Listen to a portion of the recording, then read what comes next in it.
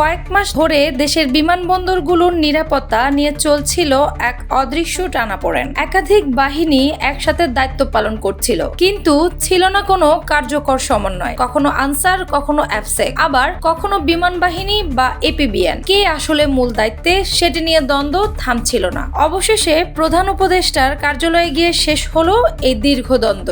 সর্বশেষ সমন্বিত বৈঠকে সিদ্ধান্ত হয়েছে, এবার থেকে বিমানবন্দরগুলোর নিরাপত্তার পূর্ণ দায়িত্বে থাকবে এয়ারপোর্ট আর্মড পুলিশ ব্যাটালিয়ন বা এপিবিএন। সাময়িকভাবে দায়িত্ব পালন করা বিমান বাহিনীর সদস্যরা ফিরে যাবে তাদের মূল ইউনিটে।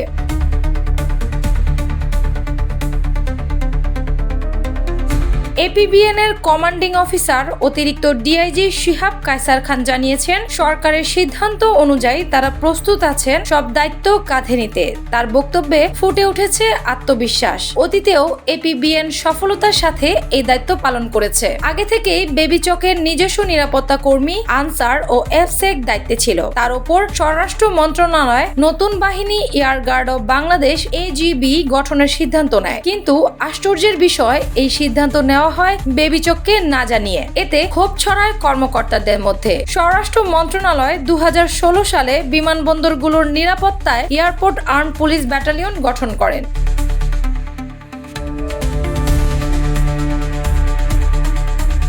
এতে করে পুলিশ বিভাগও অসন্তুষ্ট হয়েছিল, বিশেষ করে এক ঊর্ধ্বতন এপিবিএন কর্মকর্তাকে প্রত্যাহারের চিঠি পাঠানো নিয়ে। প্রশ্ন উঠেছিল, একজন বেবিচোক কর্মকর্তা কিভাবে সরাসরি আইজিপি কে এভাবে চিঠি দিতে পারেন। এতে শুরু হয় নতুন বিতর্ক ও সন্দেহ।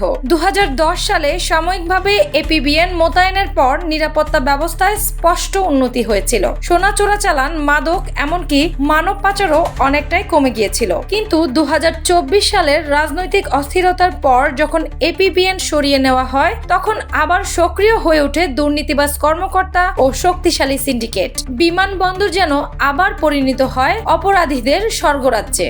বর্তমানে শাহজালাল, শাহ আমানত ও ওসমানী বিমানবন্দর দিয়ে প্রতিদিন গড়ে 40,000 যাত্রী আসা যাওয়া করছে, কিন্তু লাগেজ হারানো, যাত্রী হয়রানি, চোরাচালান সবকিছুই এখনো নিয়মিত ঘটনা।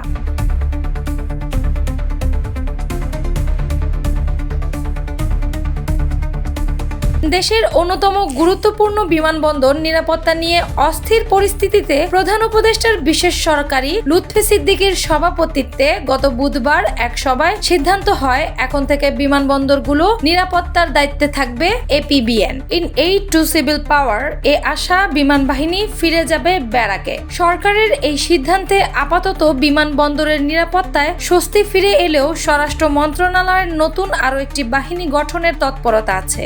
বিমানবন্দরের প্রশিক্ষিত নিজস্ব নিরাপত্তা বাহিনী অ্যাফসেক, আনসার পুলিশ থাকার পরও বিশেষায়িত আর্মড পুলিশ দায়িত্ব পালন করছে। এরপরও নতুন আরেকটি বাহিনী গঠনের যৌক্তিকতা নিয়ে প্রশ্ন উঠছে।